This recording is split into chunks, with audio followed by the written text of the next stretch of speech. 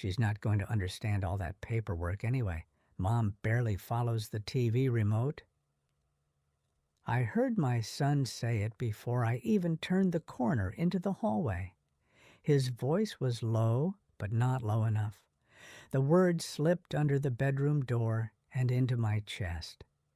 I stopped beside the little table where I keep the bowl of keys.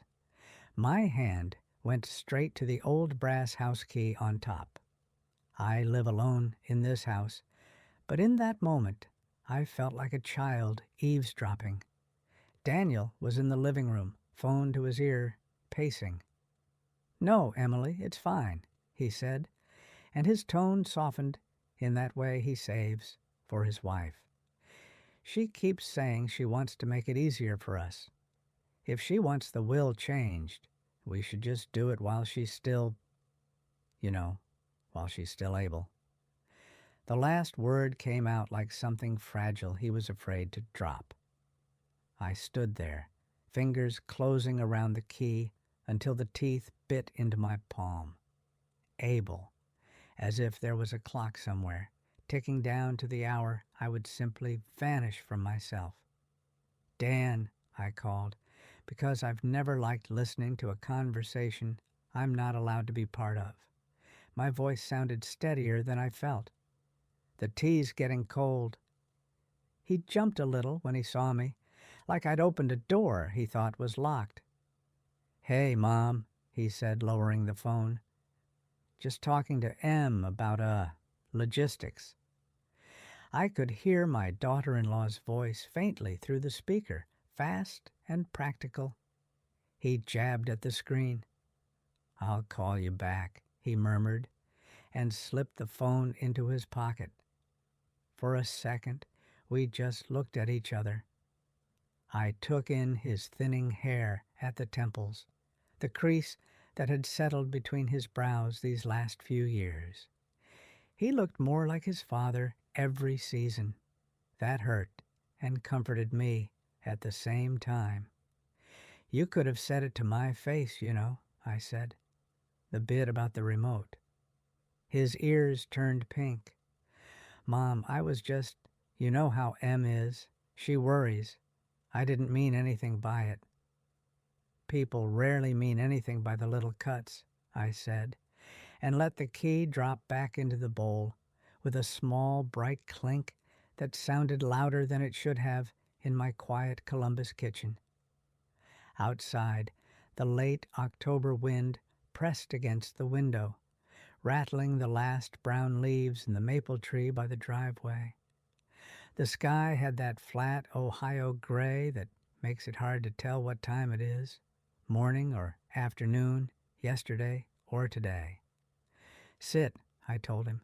"The tea's already made."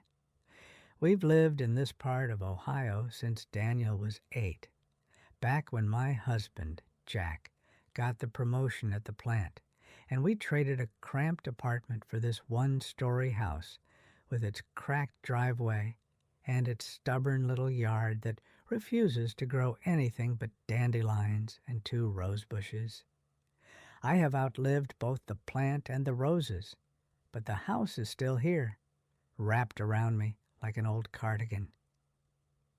Daniel sat at the table with a sigh, the kind that's half tired, half resigned.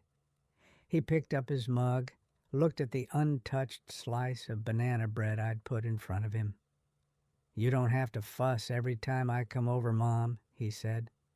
"I'm not a guest." "You're my son," I replied. "I'll fuss until they carry me out of here." That landed somewhere between us and stayed there, heavy. "About that," he said, eyes flicking away toward the hallway, toward the tiny spare bedroom where I keep the files, the photos, the shoebox, with Jack's letters from when he was on the road. "We should probably talk, right? About plans." There it was, the other new word that had crept into our conversations the last few years. Plans.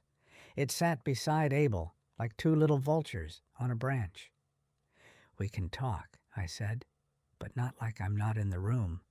His shoulders slumped a fraction. I know, I'm sorry.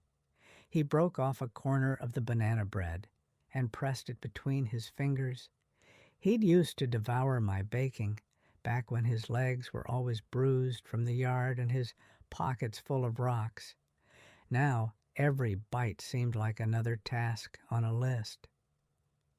Look, he said, the lawyer said it's really straightforward. We can update the will so everything is clear and consolidated.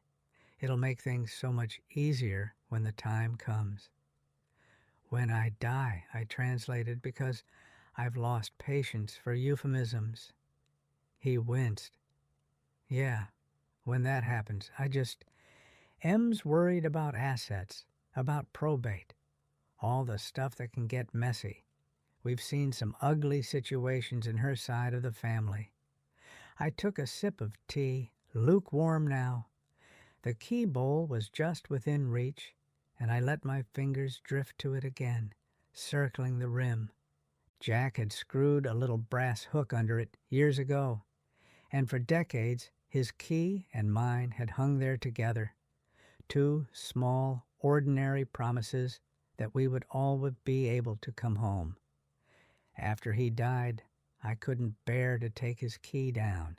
It lives in the bowl now, under mine, hidden but still there. Your father and I wrote that will together, I said. We did it when you were in college, remember? Right after your appendix surgery, when I realized a hospital bed can change everything in a day. He nodded. I remember. It's just outdated now, Mom. There's stuff about the cabin, and you sold that years ago. And back then, you had Grandma on there, and she's gone, I filled in again. Yes. He gave me a patient look, the kind I used to give him when he insisted he could ride his bike without a helmet. So, it makes sense to update it. And if we put everything in my name now, the lawyer said it can help avoid a bunch of headaches later. It's like putting my name on the account before anything happens. Like giving someone a spare key so they can water the plants if you're out of town. He seemed pleased with that metaphor. I kept my face neutral. A spare key. I thought of the brass one under my fingertips, the one Jack had pressed into my hand on the day we moved into this house. This is yours now, Lynn, he'd said back then, his voice thick with pride. Our castle such as it is. That key had never felt like a burden. It had felt like trust. And what do I get if we do this? I asked Daniel now. He blinked. Peace of mind, he said, eh? We all do. You said you don't want to be a burden. There it was, another little vulture word. Burden. I smiled because sometimes smiling is easier than arguing. You already made the appointment, didn't you? His guilt showed in the way he reached for his phone again, thumb hovering. He could fit you in this afternoon, he admitted. I didn't want to pressure you, but he said if we could come by today, it would save another week of waiting. And with your blood pressure the way it's been, I just thought, I am not a carton of milk about to spoil, I interrupted, more sharply than I meant to. His face closed up a little, like a door catching on a chain. I know, he said, I'm just trying to help. The worst part was, I believed him. Daniel has never been cruel, not on purpose, but help from your children when you're past 70 begins to feel a lot like being carried, whether you asked to be lifted or not. I took a breath, in through my nose, out through my mouth, like the nurse showed me after my last checkup. All right, I said. I'll go. I've been thinking about the will anyway, but we're doing it my way. His eyes softened. Of course, your way. He said it, but there was something in his tone that told me his definition of my way had already been folded into his and Emily's late-night conversations, the ones they thought I didn't know about. As he cleared the table, I stood up and went to get my purse from the bedroom. The house creaked under my feet, familiar as an old song. The key bowl on the hall table winked at me as I passed. Without thinking, I reached in and took my key and Jack's key both, pressing them together, the cold metal warming in my hand. I didn't need to bring them. Daniel always drove me these days, and I rarely left without him. But I slid them into the little zip pocket inside my purse anyway. A tiny, private rebellion. In the car, he fiddled with the heater. The air smelled faintly of pine from the cheap little tree hanging on the mirror. Suburban streets slid by, the same modest bungalows and tidy ranches, plastic Halloween skeletons still clinging to some porches, pumpkins sagging in others. "You know where the office is," he said. "Remember? Near the strip mall with the pharmacy." "I remember," I said. "I've only lived here 36 years, Daniel. I do notice things." He gave me a quick, apologetic glance. "That's not what I meant." "I know," I replied, which was true and maybe not. The lawyer's office was in a low brick building between a dentist and a nail salon, the kind of place you only see when you need it. Inside, the air smelled like copier toner and the lemon cleaner my mother used to put in her mop bucket on Sundays. A young woman at the front desk smiled with all her teeth and passed me a clipboard. The forms blurred a little. My eyes have never quite forgiven me for the cataract surgery. I found my reading glasses in my purse, and, as I dug for them, my fingers brushed the 2 keys. I closed my hand around them until the world steadied. "Take your time," the receptionist chirped. "It's just basic information. Name, address, phone number. Widow, 1 child. There's a box for that, you know. How many children? How many living?" I remember the first time I had to write 1 instead of 2 after the miscarriage. It felt like lying, even though the baby never took a breath. Today, the number 1 looked both small and enormous on the line. "Mom, I can fill it out if you want," Daniel said, leaning over. "I'm not illiterate," I said dryly, and he laughed, but there was that flicker again, that blend of worry and impatience. That look has become the wallpaper of my life lately. The lawyer was younger than I'd expected, maybe in his 40s, with kind eyes and a tie that had tiny sailboats on it. "Mrs. Green," he said, shaking my hand. "I'm Mark. Please, have a seat." His office was cluttered in that particular way professionals seem to cultivate to look busy and important. Stacks of manila folders, a framed diploma, a plant that was either thriving or dying in slow motion. I couldn't tell. I sat in the leather chair that sighed under my weight, my purse on my lap like a shield. "So, Daniel tells me you're interested in updating your will," he began. "That's always a wise move after major life events." Major life events like outliving your husband and your own hips, I thought. "We wrote the last one right after my husband died," I said. I thought that was major enough. He smiled, the practiced professional kind. "Sometimes life keeps changing around what we thought was final," he said. "The good news is, a will is one of the most flexible documents you can have. Changing it is a bit like updating the instructions you leave on the fridge for a babysitter." 3 sentences. Neat, simple, almost comforting. "I'm not a refrigerator," I muttered.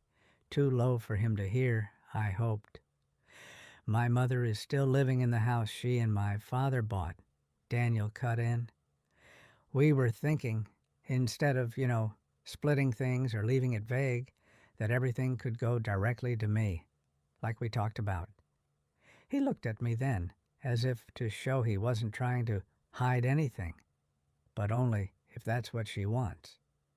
Mark nodded. One option, he said, is to name Daniel as the primary beneficiary of all your assets. You can also give him certain powers now, like joint ownership on accounts or a power of attorney.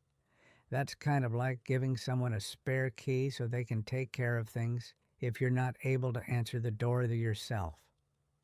There it was again, the spare key. It followed me like a small, determined ghost. My hand went to the purse pocket without permission. I felt Jack's key, solid and worn, and my own, the edges familiar as my own fingerprints. I swallowed. And if I don't want him to be able to take care of everything yet? I asked, watching Daniel's jaw tighten from the corner of my eye. If I want to keep some independence?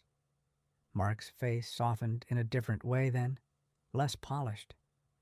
Then we can do that, he said. You're the client, Mrs. Green. My job is to make sure your wishes are clear, whatever they are. We can set things up so nothing changes legally until your death, if that's your preference. Two sets of eyes fell on me then, one professionally patient, one personally hopeful. I thought of shoveling snow off this driveway alone after Jack died, breath burning in my lungs and hands numb, determined to prove I could still dig my own way out. I thought of the time last winter when the ice was too much, and Daniel showed up with a teenager from down the block, their two shovels making quick work of what would have taken me hours.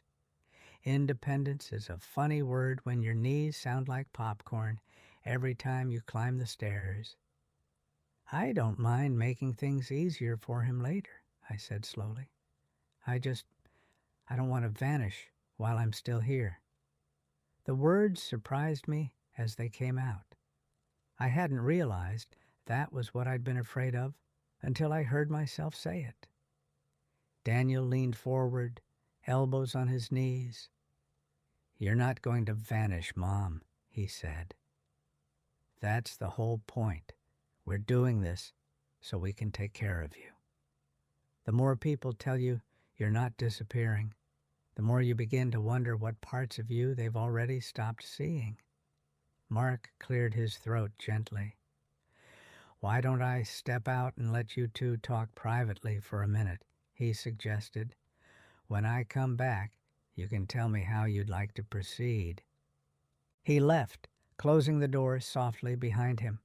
In the quiet, the ticking of the cheap wall clock filled the room. Tick-tock, Abel, burden, time, plans. You don't trust me, Daniel said suddenly. It wasn't a question. That's not what this is, I answered, but he was already shaking his head. I'm not trying to take anything from you, Mom. This is your house, your money. I'm trying to keep you from getting taken advantage of. There are scammers, people who prey on seniors. M read this article. I know how to hang up on a stranger, I said. I know how to balance a checkbook. I was the one who kept this household running while your father worked nights. I've been reading fine print since before you were born. Things are different now, he insisted. Everything's online. There are passwords and two-step verifications, and if something happens to you and I don't have access, if something happens to me, then you deal with it like every other adult deals with losing their parent, I snapped. My heart thumped too hard, my cheeks hot. You grieve, you curse the heavens, you sort through boxes. You don't practice by taking the keys while I'm still living in the house? Silence fell between us, thick and uncomfortable. His eyes glistened. For a moment, he looked like that little boy again, the one who used to grip my hand so tight crossing the street, I worried he'd cut off my circulation. So what do you want then? He asked. There was weariness in his voice that made him sound older than his 47 years. Tell me what you want, and I'll tell Mark to write it up that way. I opened my mouth, then closed it again. What did I want? To be 35 again, bustling around this kitchen with Jack's radio playing and Daniel doing homework at the table, the smell of spaghetti sauce in the air, the future stretching out in front of us like the endless highway routes on Jack's trucking maps. To be needed but not managed. To be considered competent without having to prove it over and over like some daily exam. Instead, I said, I'll think about it. His shoulders sagged. We're here now, he said softly. And I took the afternoon off work. Em organized the kids' pickups. This isn't just about you, Mom. The words slipped out unpolished, and as soon as they were in the air, he seemed to hear them too. I mean, it is about you, obviously, but it affects all of us. I looked at him, really looked. The fine lines, the tired eyes, the worry that never seemed to leave him. His life was a constant juggling act from what I could see.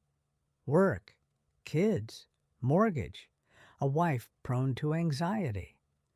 I knew a little something about that. Maybe I could give him this one thing. Maybe that's what good mothers did, handed over the keys, literally and figuratively, when it was time, even if their fingers ached from having to let go. All right, I said quietly. Fine, let's just do it. The words tasted like metal in my mouth. Before I could change my mind, there was a knock, and Mark reappeared. Papers were placed in front of me, paragraphs of dense, polite language translating my life into lines and signatures. He pointed to where I should sign, his explanations a gentle hum I only half heard. This clause designates Daniel as your primary beneficiary, he said. This one clarifies the house. This one establishes a durable power of attorney, which means if you're ever incapacitated, he can manage things on your behalf. Nothing changes while you're well and competent. It's just backup. The pen felt heavy in my hand. I thought of signing my marriage certificate, my first teaching contract, the permission slip for Daniel's 8th grade trip. Each time, my name had felt like a promise. Now, it felt like a surrender. I signed anyway, once, twice, 3 times. My hand shook a little, and Mark pretended not to notice. When it was done, he gathered the papers with careful reverence. We'll file these and send you copies, he said. If you ever want to make changes, just call. Remember, nothing is truly set in stone until it needs to be. That was meant to comfort me, I suppose. It did not. On the drive home, Daniel hummed along with some song on the radio, off-key. You did the right thing, he said at a stoplight, glancing at me. You'll see. This will make everything simpler. Simpler for who? I asked, but too quietly for him to answer. At home, he walked me to the door like I was a guest at a hotel. Do you need anything before I go? Groceries? I can have Em put in an order for delivery. I can still go to the supermarket, Daniel, I said. My legs work, and I know how to push a cart. He smiled, but there was doubt in it. Okay, just call me if you need anything, okay? After he left, the house seemed to exhale. The silence pressed in, familiar and yet newly sharp.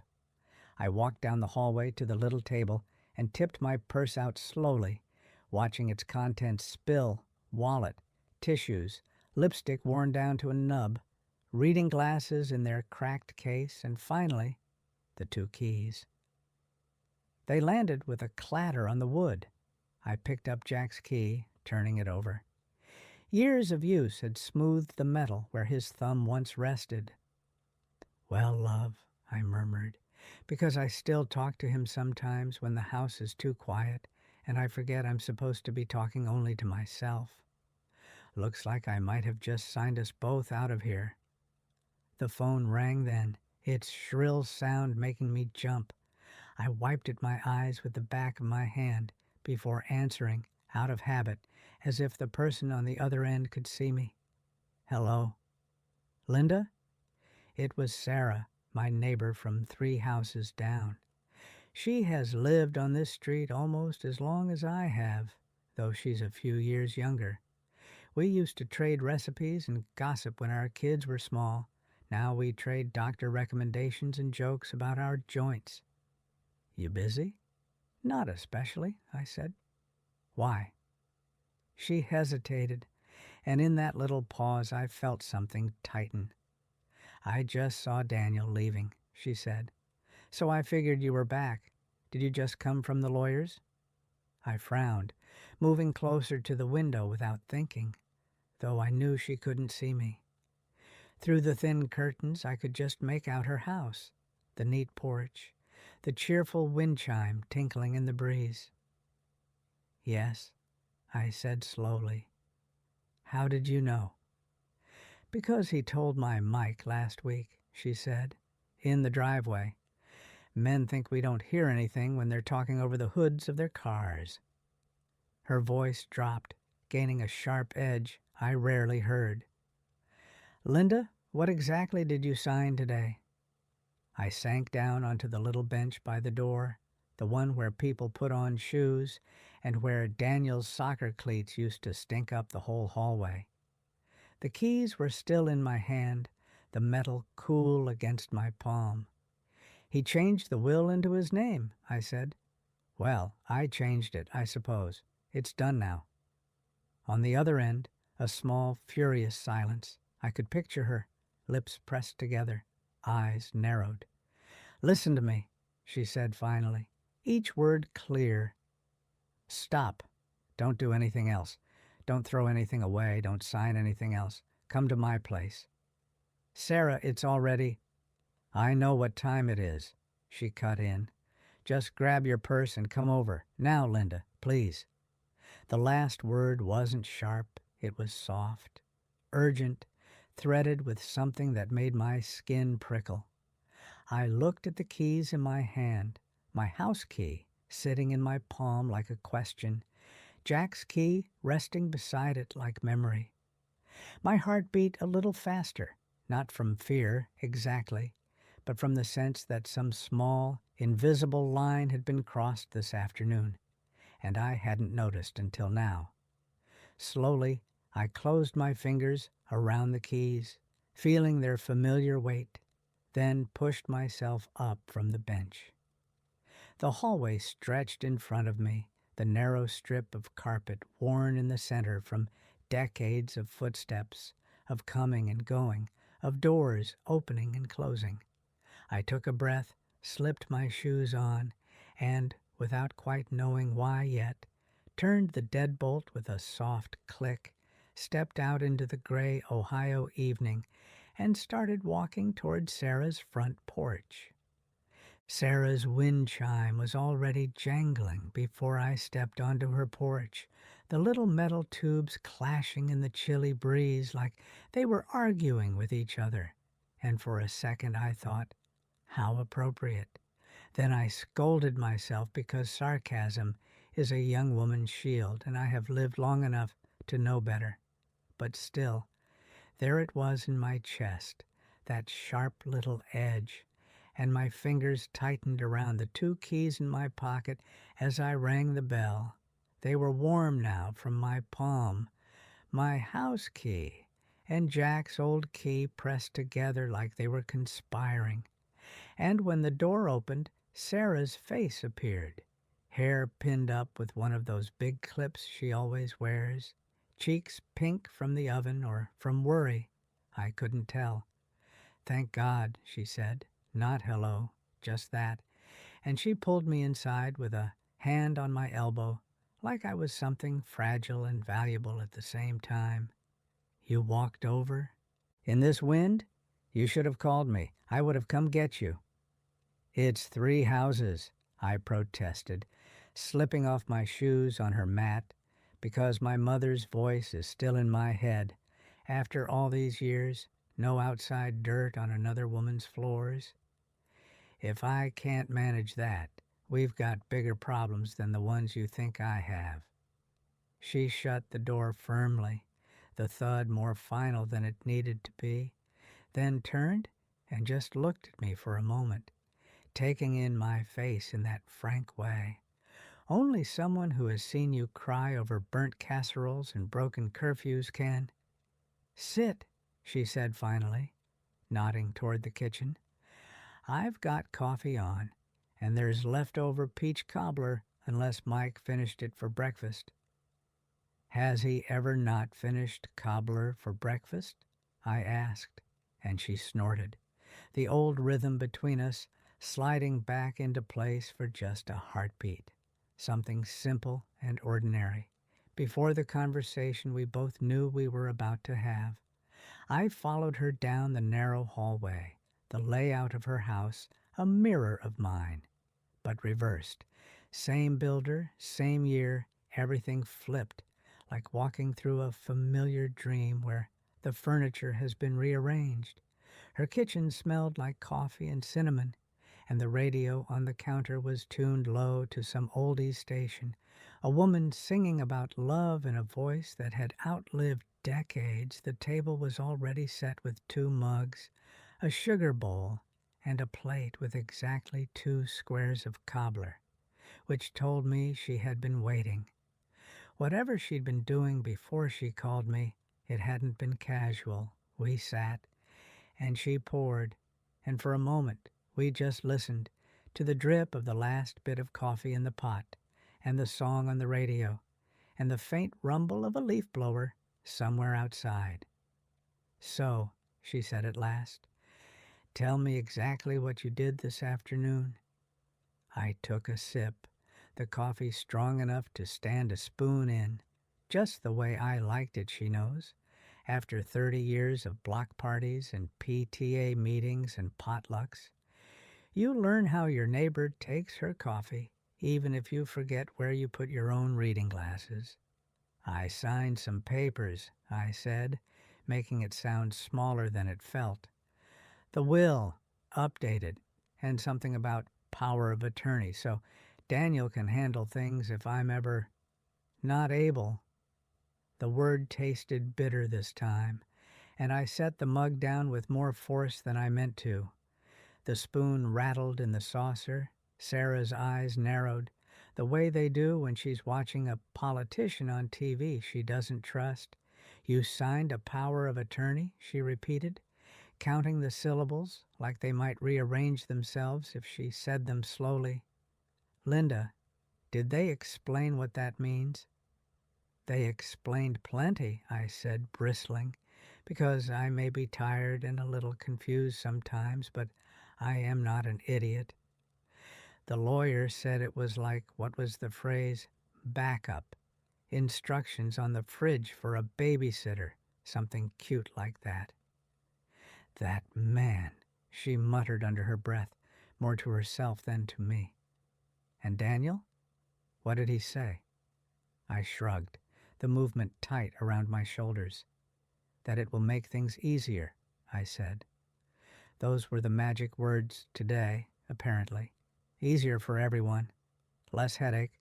More peace of mind. Like life is a medicine cabinet you can organize if you just label the bottles properly.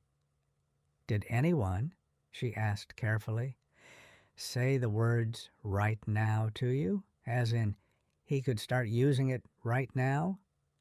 I frowned, trying to summon the exact phrases, the precise legal padding around the sharp bits. "The lawyer said nothing changes while I'm well and competent," I said. "But if I'm incapacitated, then Daniel can pay bills and sign checks and make decisions, all that." Sarah exhaled, long and slow, and looked out the window over the sink, where her backyard blended into mine like they always have, just a low fence between 2 lives. "Mike told me some of it," she said. He and Daniel were talking Saturday while they were loading that old dresser into his truck. You know how men get around furniture? They say things they'd never say sitting at a table with napkins and eye contact. I felt my stomach tighten, the cobbler on my plate suddenly heavy and unappealing. What things? He said, she replied, still watching the bare branches of her elm tree sway, that you were finally letting him take over the house stuff. His words, not mine, that once everything was in his name, it would be a relief. And then he said something about how maybe in a year or two, if your blood pressure stayed high, they'd look at selling and getting you into one of those nice assisted living places near Emily's sister. There was a ringing in my ears, louder than the wind chime, louder than the radio. A high, thin sound like when you open the oven and the rush of heat takes your breath. He said that? I whispered, my hands going cold around the warm mug. I could see the scene easily.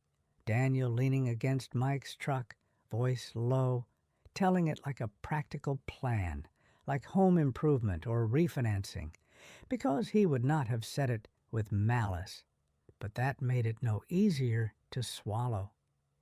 He did, Sarah said, turning back to me. And Mike, bless his cowardly heart, just nodded along because he's been talking about doing the same with his mother down in Cincinnati. So of course he thinks it's all perfectly reasonable. Men love a plan that looks tidy on paper. Maybe, I said slowly, defending him out of habit, the way mothers do even when something inside them is leaking. Maybe he was just thinking out loud. Maybe he didn't mean... I trailed off, because I have lied to other people plenty of times. White lies about liking their curtains or their recipes. But it is harder to lie to yourself when someone who has seen you without your dentures is looking you in the eye. Linda, she said gently, her voice softening. I'm not saying he's a villain. He's not. He's a tired man who loves his mother and his wife and his kids and his mortgage. And all those loves are pulling at him from different directions. I know that. I've watched him grow up. Remember when he used to shoot hoops in your driveway until you yelled at him to come in for dinner. The image came easily.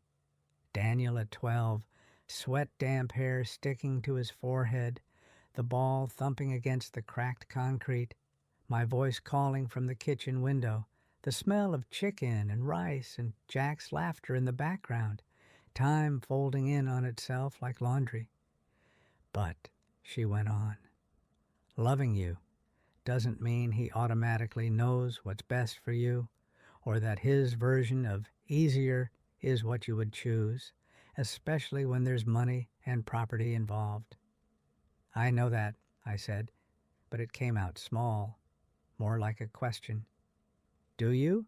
She asked, not unkindly.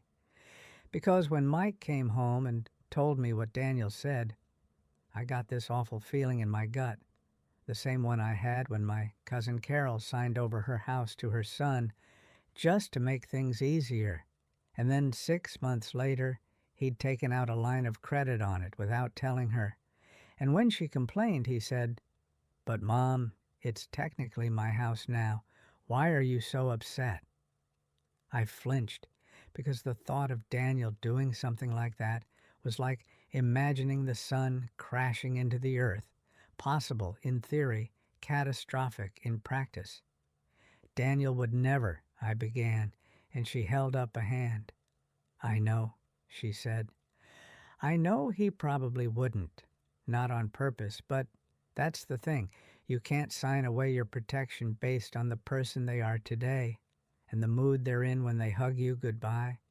You have to think about every way this could go sideways, if his life gets messier, or if he starts listening too hard to someone who has different priorities, like your daughter-in-law, who I'm sure is perfectly nice but also very fond of being in control.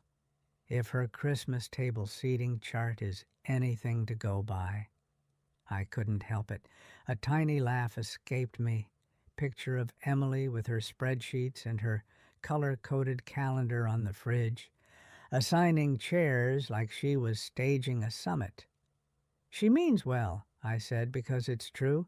She keeps track of everyone's birthdays and allergies, and soccer games like that somehow prove she is holding the world together.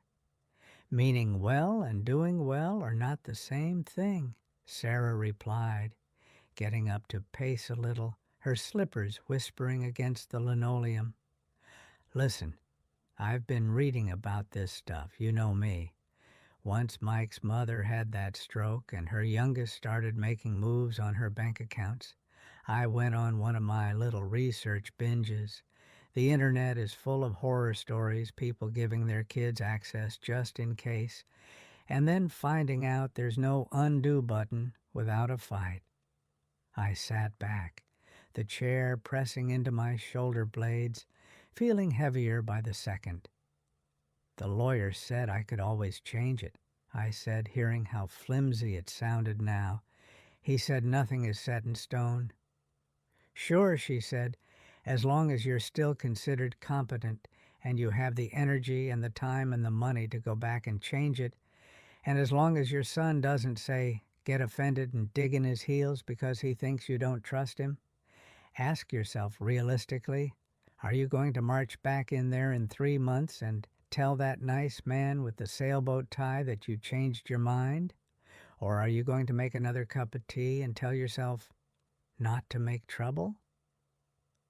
The unfair thing about having a friend who has watched you for 3 decades is that she knows your patterns almost as well as you do. Maybe better on the days you're tired. My fingers slipped into my pocket again, closing around the keys, the little teeth pressing crescents into my skin. So what am I supposed to do? I asked quietly. I already signed. It's not like erasing a grocery list. It's legal, official, all those stamps and copies.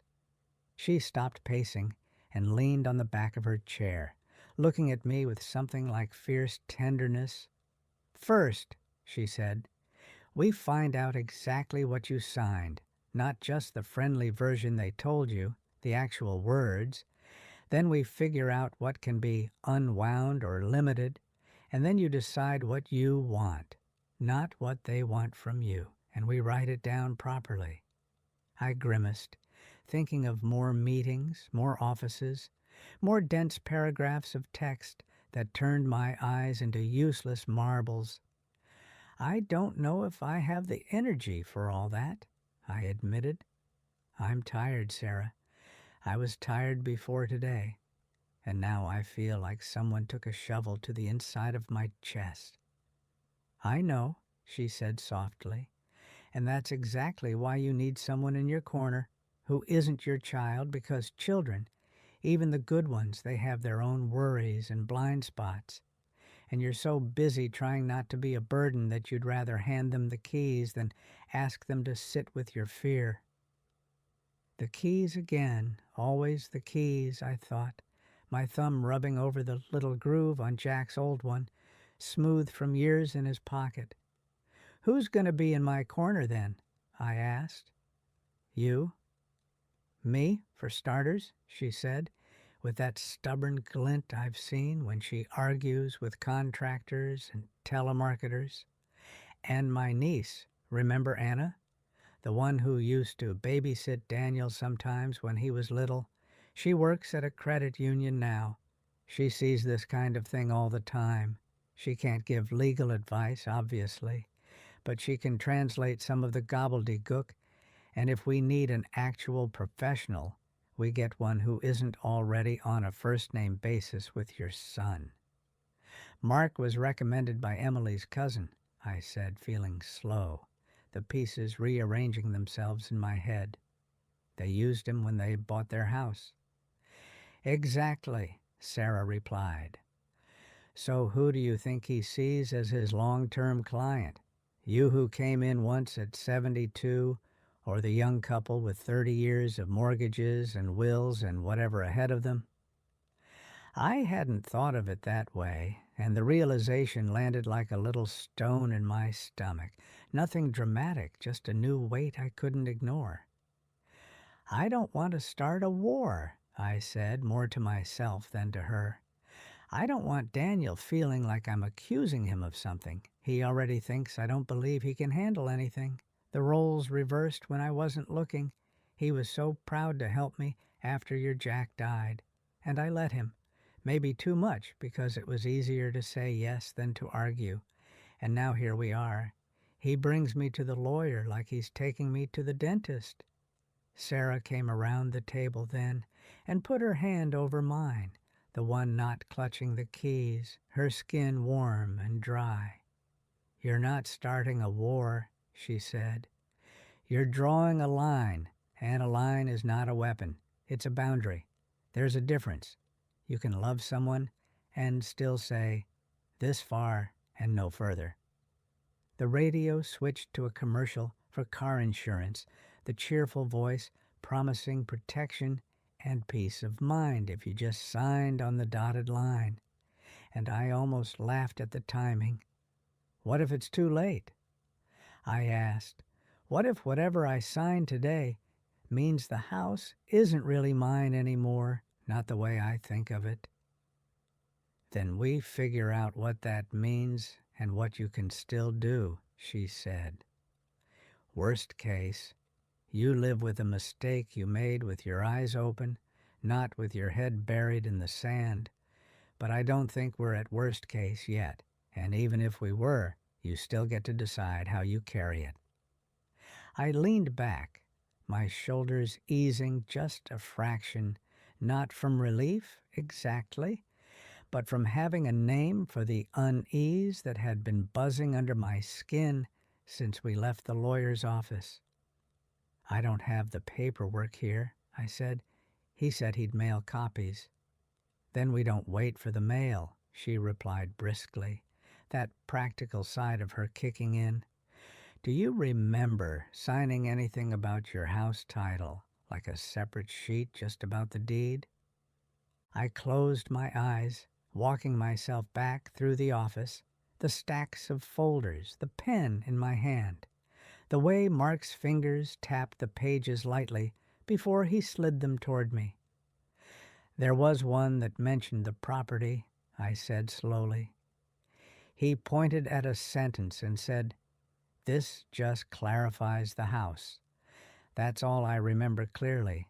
The rest was a blur of here and here, the way nurses point to the lines where you're supposed to initial before surgery. "Okay," she said. "So it could be just a will clause, or it could be something else. We're not going to guess, we're going to ask. How do you feel about calling the office yourself? Right now?" The idea made my heart thump. Silly as that sounds, the thought of dialing that number and asking questions without Daniel sitting next to me felt disloyal somehow, like going behind his back, even though it was my life we were talking about. "He'll be mad," I said, not looking at her. "Or hurt, which is worse. His face does this little thing when he thinks I don't trust him, like when I insisted on keeping my own checking account after Jack died, and he said, 'You know, I'd never touch your money, Mom.' But that wasn't the point." "What was the point?" she asked quietly. "That I needed to prove something to myself, that I could live on my own," I answered, surprised by the steadiness of my own voice. "That I could go to the bank and sign my name without someone standing beside me explaining what I'm doing." "And can you still do that?" she asked, and I met her eyes. "Yes," I said, "I can still do that." She slid the cordless phone across the table toward me. Old-fashioned, ivory plastic, a little sticky from years of hands and kitchen grease. "Then start there," she said. "You don't have to accuse anyone of anything. You just ask for copies or Ask what exactly was filed. You're the client, remember? Even if they talk to you like you're someone's plus one. I stared at the phone for a long moment, my reflection warped in the shiny surface of the keypad. Memories of calling parents when I taught kindergarten, my voice professional and calm as I told them their little ones had bitten someone or wet their pants. I had never hesitated then, never worried that the person on the other end would think I was overstepping. Now my thumb hovered between the digits, trembling just a little. What if they ask why Daniel isn't calling? I asked, my voice almost a whisper. Then you say, because you are Linda Green and it's your will, she replied. And if that's too much, then you hand me the phone and I'll pretend to be you. I almost laughed at that, picturing her trying to imitate my voice, but something in me stiffened, a small straightening. No, I said, and even I could hear the new firmness in my tone, like a crease ironed into soft fabric. I'll do it, I dialed, each beep of the number like a little drum in my ear, my hand still in my pocket around the keys, grounding myself when the receptionist answered with her bright, rehearsed greeting. My tongue stumbled, but I pushed it into motion. Yes, hello, this is Linda Green, I said. I was in earlier today with my son. We signed some documents, and I just wanted to confirm exactly what those documents were and when I might receive copies. The girl on the other end sounded slightly surprised, but recovered fast. Oh, yes, Mrs. Green, let me pull up your file. There was a rustle of papers, the clicking of a keyboard, the banal sounds of someone holding pieces of your life in a metal drawer. It looks like we updated your will and created a durable financial power of attorney naming your son. And the house? I asked, feeling Sarah's gaze like a hand on my shoulder. Was there a separate deed transfer? No, ma'am, she said. There's a clause in the will about your residence passing to him upon your death, but no deed filed today. We would have scheduled a separate appointment at the county office for that. I let out a breath I hadn't realized I'd been holding, the room sharpening around me. So the house is still in my name, I said, needing to hear it out loud. Yes, ma'am, she replied. As of today, yes. Thank you, I said, swallowing. When can I expect copies of what I signed? We'll mail them out by the end of the week, she chirped. But if you'd like to pick them up, we can have them ready tomorrow morning. I'd like to pick them up, I said, the decision landing in my chest with a small, satisfying thud. 9 o'clock.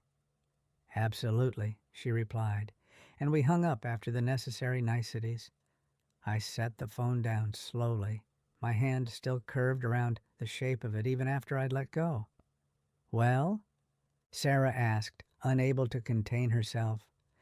No deed, I said, a strange mix of relief and anger fizzing in my veins. Just the will and the power of attorney. Okay, she nodded. That's something. It means they were planning. But they hadn't taken the biggest step yet. That's a small victory whether you feel like it or not. I did, and I didn't. Relief that my name was still on the house papers, sitting right next to the ache that it had been a close call I hadn't even seen coming. I'm picking up the copies tomorrow, I added, not waiting for the mail. Good, she said. I'll drive you. I almost said, Daniel can take me. Then caught myself, hearing how automatic it sounded, like a reflex, like handing over the keys because your hand hurts and you forget you can switch them to the other one. No, I said again, tasting the word. You drive me, please, if it's not too much trouble. Nothing about this is too much trouble, she replied. And there was a fierceness to it, that warmed me more than the coffee. My afternoons are mostly bad television and knitting crooked scarves anyway. This is more interesting. I smiled. A small, real smile this time. The first one all day that didn't feel pasted on. Daniel's not going to like it if he finds out, I said, not as a complaint, but as a fact. Probably not, she agreed. He likes to be at the center of the decisions, like most oldest children, even when they're 47. He's my only, I reminded her, as if she could forget. Even more reason, she said.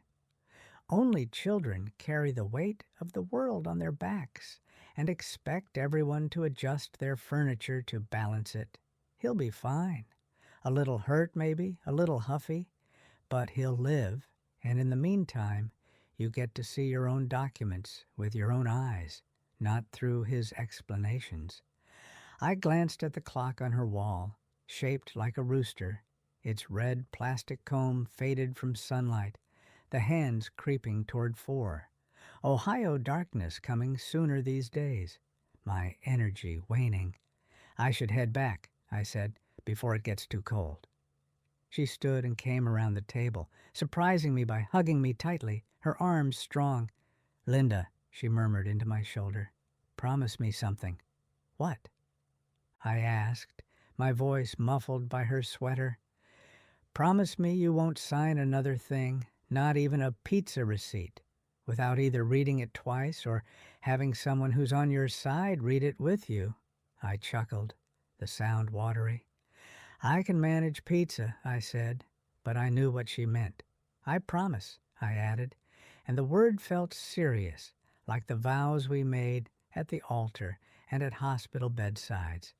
When she let go, I slipped my shoes back on by her door, the familiar little ritual of tapping my heel to make sure they were on properly. My fingers brushed my pocket to check the keys were still there, because some habits you never lose. "Call me when you get home," she said. "I know it's only 3 houses, but humor me." "Bossy," I muttered affectionately, stepping back into the bite of the wind, the sky already darkening toward that flat, early evening blue, the kind that makes the street lights look brighter than they are. The air smelled like damp leaves and someone's chimney smoke, and as I walked the short stretch of sidewalk between our houses, I thought about all the times our kids had run this path, trick-or-treat bags bouncing against their knees, sneakers slapping concrete, door after door opening to sugar and smiles. How unburdened those decisions had been, just left or right at the next stoop. Now every step felt like a choice, with consequences I couldn't quite see. I stopped at the curb in front of my house for a moment, looking at it as if it were a stranger's. The familiar faded siding, the little concrete stoop, the maple tree out front, leaning slightly like an old man, the curtains I'd hemmed myself years ago. This house has held Jack's snoring and Daniel's teenage temper and my quiet midnight prayers. It has held burnt dinners and birthday cakes and arguments and reconciliations. And earlier today, I had nearly unknowingly started to loosen my own fingers from around it. My hand went to my pocket, closing around the keys again, the solid reassurance of metal that still, for now, matched the lock on my front door. I walked up the path and fit the key into the deadbolt, turned it, feeling the familiar resistance give way, that small mechanical acknowledgement, "Yes, you belong here." The door opened with its usual soft groan, the house exhaling warm, faintly scented, with the remnants of tea and banana bread. I stepped inside and shut it behind me, the double click of the lock louder than usual in my ears. Standing there in the entryway, coat still on, I realized something had shifted, not dramatically, not like a storm, more like when you move a piece of furniture 2 inches and the whole room feels different, even if you can't say why. My phone buzzed in my purse, the sound startling in the quiet. I fished it out, half expecting it to be Sarah checking. I hadn't fallen into a leaf pile, but it was Daniel, his name glowing on the screen. My thumb hovered over the green button, the keys in my other hand like a counterweight. I answered. "Hi, honey," I said, trying to sound normal. "Hey, Mom." His voice came, tired around the edges. "Just making sure you got home okay. How are you feeling after today?"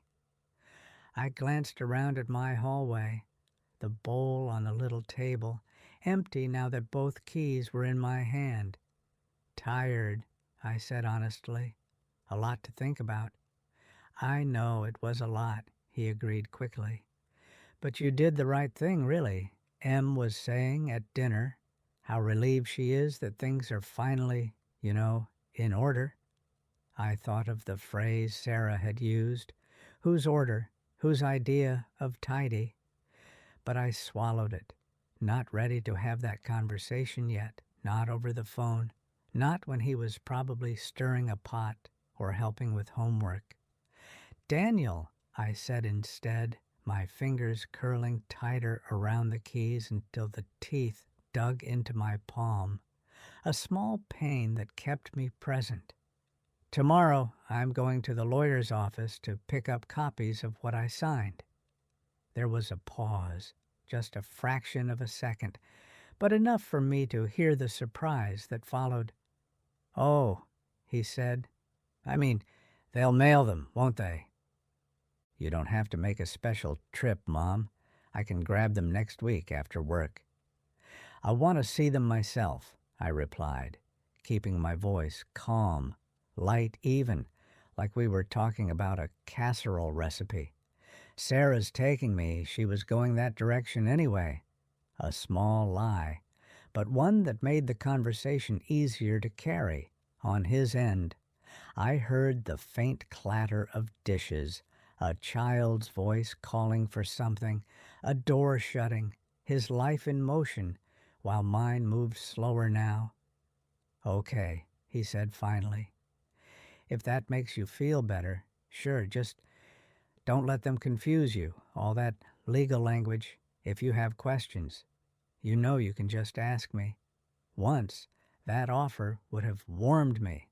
Now it pricked, because I had done exactly that today, asked, and still walked out, not fully understanding what I'd put my name on. "I know," I said. "If I have questions, I'll ask." It wasn't a lie.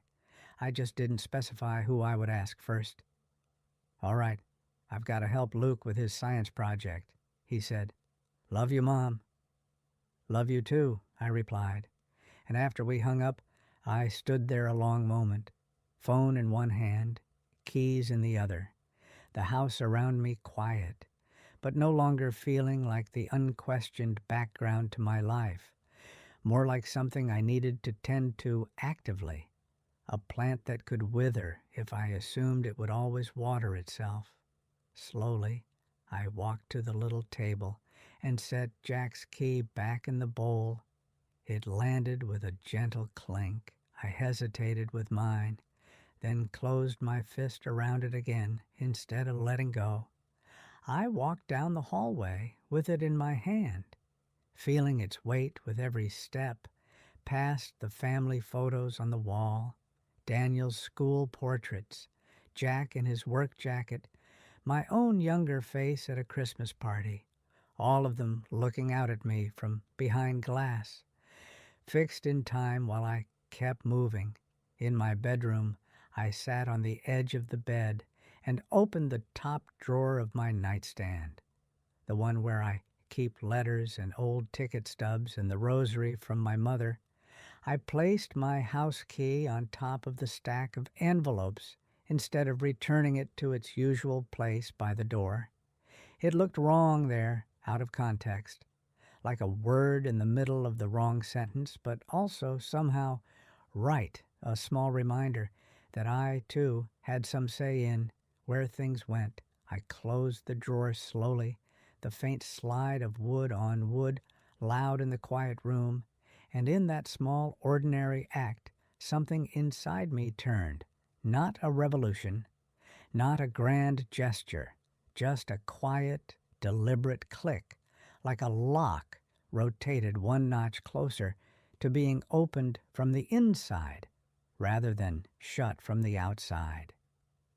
I didn't sleep much that night, not because anything dramatic happened, but because the house felt slightly tilted, like a picture frame someone had nudged, and I couldn't stop seeing it, lying there in the dark with the faint hum of the refrigerator drifting down the hall, the wind brushing the siding, the floorboards settling in tiny pops. Sounds I've heard for decades, but suddenly they all felt like they were asking me something, or maybe warning me of something I couldn't tell.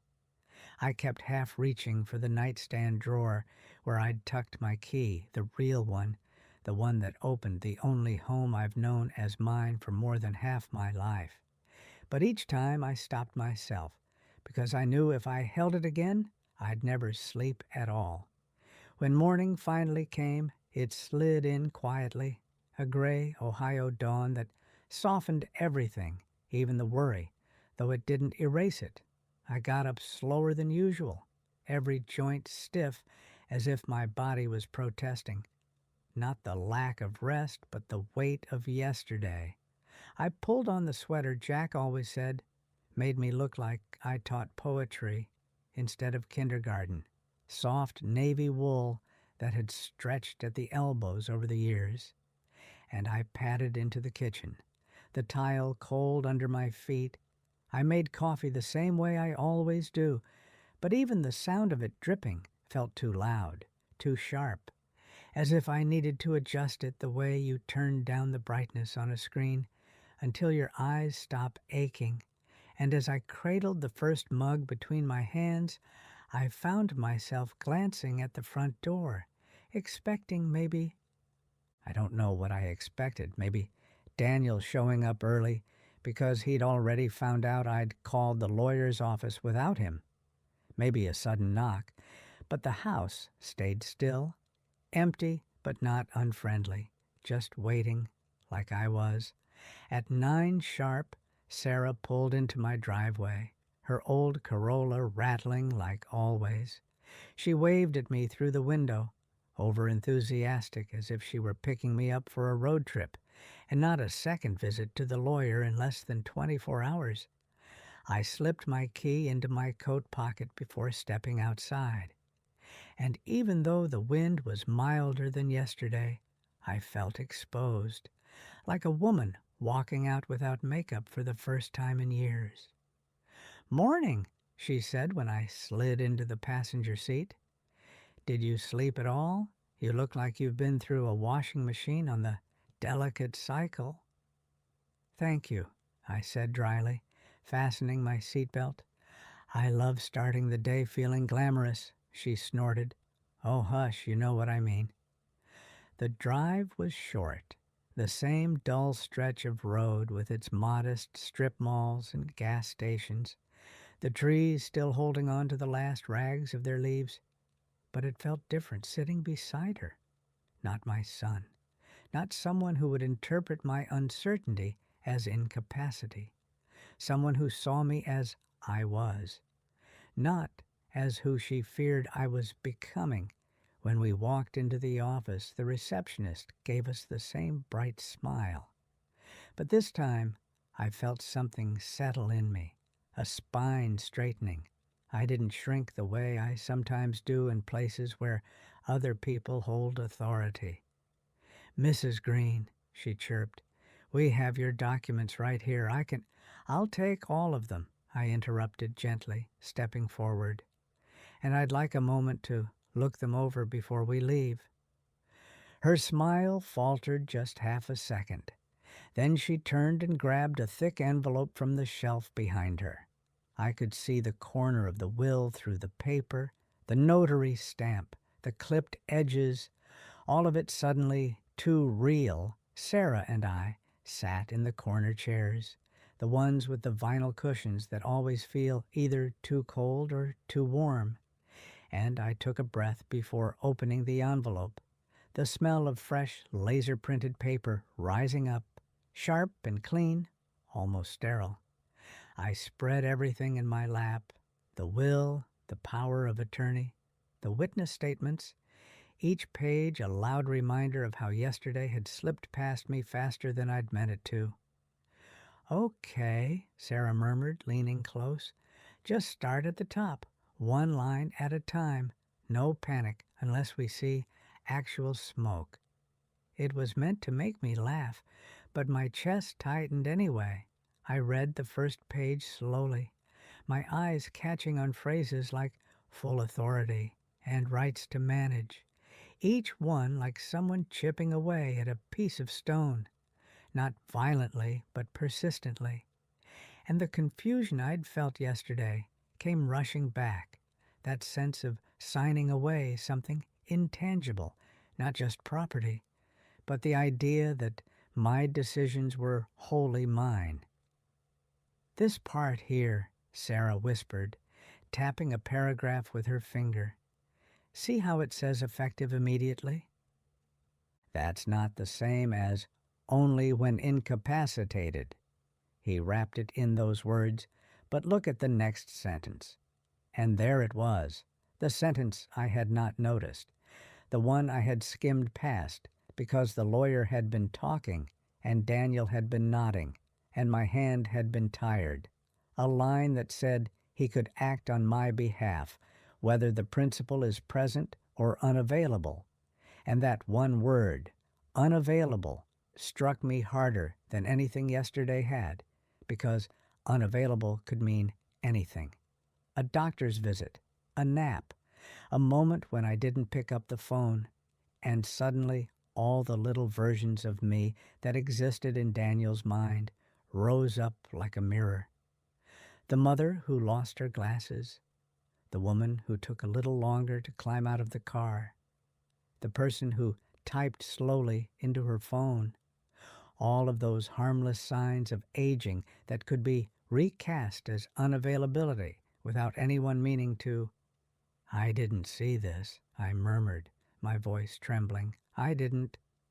"Of course you didn't," she said softly. "That's why people have lawyers they pick themselves, so they don't get tricked by friendly metaphors about spare keys and babysitters." "He called it backup," I whispered, remembering the way the lawyer had smiled, the practiced ease of his explanation.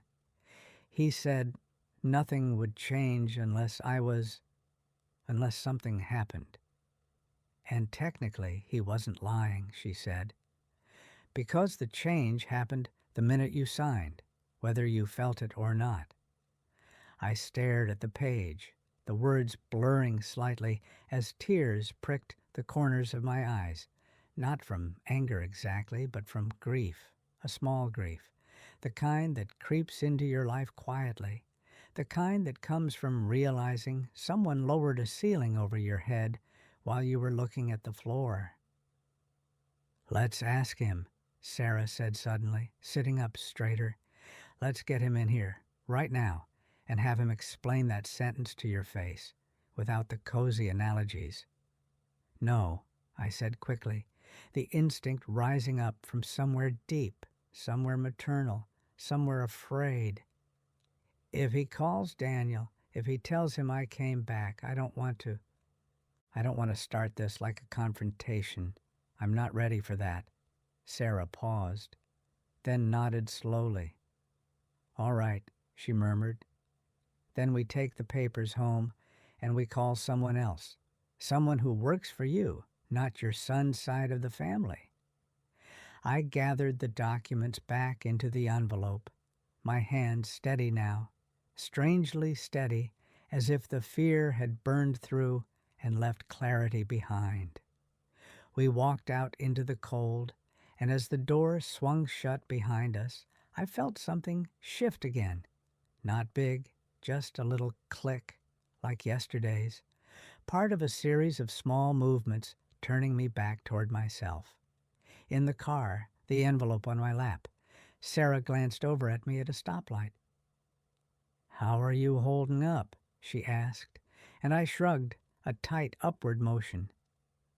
"I feel foolish," I said quietly, "that I didn't read more carefully, that I let myself be ushered along like a stray dog needing directions." "Don't do that," she said firmly. "That's what shame does. It makes you blame yourself instead of the situation. You were tired, you were trusting, and you were trying to keep peace with your son. That's not foolish. That's human." The word hit me harder than I expected. Human, because lately I hadn't felt quite human. More like a package being labeled and relabeled. More like a potential problem that needed managing. We pulled into my driveway and she walked me to the door, as if she half expected Daniel to appear out of nowhere, ready to intercept me. But the house was still, quiet in the late morning, waiting. I unlocked the door, feeling the key turn, the familiar weight of it reminding me again that I still held something of my own. "Call Anna," she said before leaving. "Tell her what you signed. She can help us figure out the next step." "All right," I said, though part of me wasn't sure I had the strength for another round of explanations. But I promised, and I intended to keep it. I closed the door behind me and stood there again in that entryway. The hall stretching out like yesterday, but the air felt different, charged somehow, like the moment right before a summer storm when the wind holds still and you know something is coming. Not calamity, but change. I carried the envelope to the kitchen table and set it down gently, the way you place something breakable. Though it was only paper, I made more coffee, needed something to hold while I stared at the envelope, and as the coffee brewed, I glanced at the clock above the stove, the one Jack bought at a yard sale, because he liked the little ticking sound, the hands creeping toward 10, the tick just slightly uneven, like a heartbeat with a quirk. That clock has been in this kitchen as long as I have, and every hour it's ticked has layered into the walls. I watched it now, thinking of how time has always been both my ally and my enemy.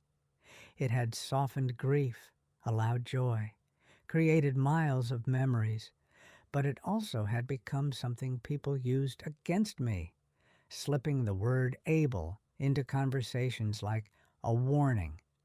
I carried my mug to the table, opened the envelope again, and forced myself to read the lines slowly, out loud this time, my voice steady, words filling the kitchen, making them harder to ignore. The floor creaked behind me, and I turned, startled, only to see my own reflection in the dark window, a faint silhouette holding papers like someone clutching a map. I sat again, drew a deep breath, and dialed Anna, her number still in my phone under Anna Babysitter, because I never updated it. Her voice came after 2 rings, bright and professional. "Aunt Linda?" she said, surprised. "Everything okay?" "I hope so," I answered honestly. "I'm not sure," in as few words as possible.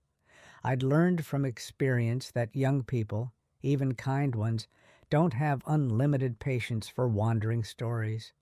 I told her what I'd done. Her silence grew heavier as I went on, and when I finished, she let out a breath. "Okay," she said. "First thing, you're not alone, and nothing is irreversible yet, but we need to look closely at that document." "I have it here," I said, smoothing the page with my palm. "The part Sarah showed me, it says effective immediately." "That means," she said gently, "that your son has the legal ability to manage your financial life right now, your accounts, your bills, even make decisions without you present. It doesn't mean he will, but it means he can." The clarity in her tone hit me like cold air. I didn't understand that yesterday. I murmured. It didn't feel like that. People rarely explain these things plainly, she said. They soften the words so it sounds like a safety net, but it's more like giving someone the password to your whole life. A pause.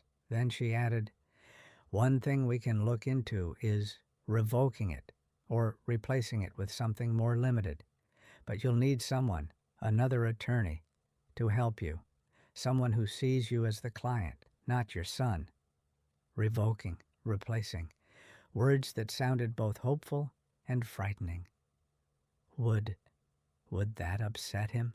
I asked, feeling ridiculous and maternal and terrified all at once. Probably, she admitted. But being upset isn't the same as being harmed, and you're allowed to protect your autonomy.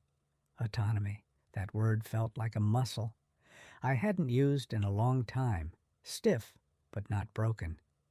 Thank you, I said. And she promised to text me the name of someone local she trusted, someone older, someone who doesn't talk to old women like they're made of spun sugar. Her words, not mine, the kind of description that would have made Jack laugh. When I hung up, I sat back in my chair and let out a breath I hadn't realized I'd been holding. The kitchen around me quiet, the clock ticking, the wind brushing against the siding. I read the document again, and this time, instead of fear rising, something sturdier grew in its place. Not anger yet, not resolve, but awareness, the kind that starts small, like noticing the first crack in the ceiling. Not because it's dangerous, but because it means you need to pay attention. I stood, walked to the hallway table, and lifted the bowl of keys, Jack's still resting inside, mine still in my coat pocket. I set the bowl down gently, then slipped my key from my pocket and held it up to the light coming through the window, the metal catching a faint glint. It looked the same as always, small, ordinary, unremarkable. But it felt heavier today, or maybe I was just finally noticing the weight it had always carried. I walked back into the kitchen, holding it, the house chilly in the draft from the back door. And when I reached the table, I didn't put the key down, not yet. Instead, I wrapped my hand around it, closed my eyes, and let myself feel the cool edge press against my skin, a reminder of something simple and unmistakable. I still had the power to lock and unlock the doors of my own life. I still had choices, even if they were small ones, and I still had time, a little time, not endless, but enough to make the next move careful and deliberate. The phone buzzed then, startling me, and I opened my eyes, glancing at the screen expecting maybe Sarah or Anna. But it was Daniel's name again, glowing softly, as if summoned by my thoughts. I stared at it for a long second before answering. "Mom," he said. "Hey, sorry to bother you again, but I was thinking we should probably go over those documents together when they come in the mail. Make sure you're comfortable with everything, maybe tonight or tomorrow." I pressed the key tighter in my palm, noticing how different this felt now compared to yesterday. "I picked them up this morning," I said evenly. "I've already started reading them." He paused, caught off guard. "You went back? Why didn't you tell me? I would have taken you." "I didn't need you to take me," I replied, not unkindly. "Just stating it like weather, like the temperature outside. I can handle picking up my own paperwork." Another pause, longer this time. "Okay," he said, his voice shifting into that careful tone, the one he uses when one of his kids is overtired and unpredictable. "I just want to make sure you're not overwhelmed, that's all." "I'm not overwhelmed," I said quietly. "I'm reading, taking my time. There's no rush." He hesitated, then said, "Right, well, Just call if anything is confusing." I didn't answer that, not directly. Instead, I said, "I will let you know when I'm ready to talk about it." The silence on the other end was thick, his breath catching for just a moment, and I imagined him standing in his kitchen, phone pressed to his ear, brow furrowed, not angry, but unsure, like a man standing in a doorway he'd never noticed before. "Okay," he said finally. "Okay, Mom, talk later." When I hung up, the house felt different again, not hostile, not lonely, but wide somehow, as if the walls had shifted back slightly, making more room for me than there had been yesterday. I sat back down at the table, the documents waiting, the key still in my hand, warming slowly against my skin. And as I read through the next page, line by line, word by careful word, I felt something inside me settle into place, a kind of quiet readiness, as if the next step, whatever it was, would come not in a rush, not in panic, but in its own steady time, like a clock whose hands were finally syncing with the rhythm of my own breath. When the new lawyer, a calm, older woman named Margaret, with silver hair pulled into a low twist, looked over my documents, she didn't dramatize a thing. She simply said, in a voice steady as a metronome, that revoking the power of attorney was as straightforward as turning a key back the other way. And the metaphor settled over me so gently I didn't flinch, because for once it didn't feel like a trick, just a truth spoken plainly. And when she slid the revocation form toward me, I felt my hand steady itself without my permission, that small tremor that had followed me for weeks suddenly gone, replaced by a quiet certainty that this, right here, was the step I'd been circling around since the afternoon, in the lawyer's office with Daniel nodding beside me. And I signed my name with the same deliberate care I used to sign report cards for my students. Each stroke clear and readable, mine, fully mine. And afterward, I walked out into the cold November sunlight, feeling taller in some unseen place, the key in my pocket warm against my thigh, Sarah squeezing my arm as if to say, "See, you're still steering." And though I knew the hard part was still ahead, telling Daniel, choosing words that were firm without slicing, setting boundaries without cruelty, I also knew I wasn't afraid anymore, not of his disappointment, not of the conversation, because I could feel something returning to me, something I thought I'd misplaced somewhere between the checkbook and the signatures. My own voice, thin at first, then growing, as I sat him down that evening at my kitchen table, the clock ticking above us with its familiar uneven rhythm, and told him calmly, I changed the documents because I needed to feel like I still lived here, not just slept here. And he looked wounded, then thoughtful, then strangely relieved, as if some part of him had known he was carrying too much and didn't know how to put any of it down. And we talked like we hadn't in years, about fear and aging, and how love bends under responsibility, and how neither of us wanted the other to feel controlled or abandoned. And when he pulled me into a hug at the end, I felt his arms tremble slightly, and I knew he understood, maybe not every piece yet, but enough. And when he left, when the door clicked shut, and I locked it behind him, I slid my house key back into the bowl on the little table, right beside Jack's, and for the first time in weeks, the simple sound of it landing, a soft, familiar clink, felt like a beginning instead of an ending. And now, sweetheart, if you're listening to this and feeling that tug in your chest, that small fear of becoming invisible in your own life, I want you to hear me clearly. It's not selfish to want space to breathe, to want your choices to be yours, to want your loved ones to help without taking the wheel from your hands. You're not ungrateful or difficult for wanting that. You're simply human, tender and wise, and still deserving of dignity in every room you walk into, even the rooms where people think they know what's best for you. And I hope you remember this too. The smallest boundary, a single quiet, "I need a moment," or "let me read this first," can be like setting your own key back into your palm, reminding you that you haven't lost your way home. Not at all.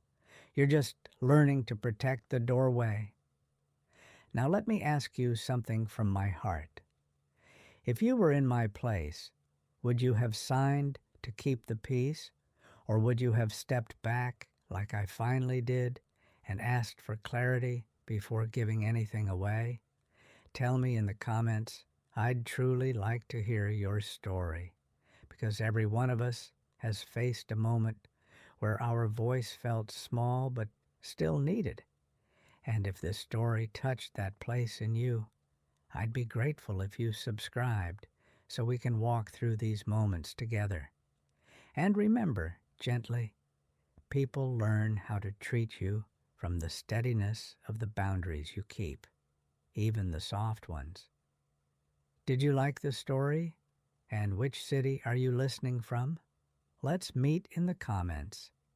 If you like the story, you can support me by sending a super thanks so I can keep bringing more stories like this. Thank you so much for your sweet support.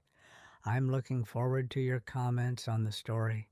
On the screen, you can see 2 new life stories that I highly recommend. There's so much more on my channel. Don't forget to subscribe. See you in the next life story with love and respect. And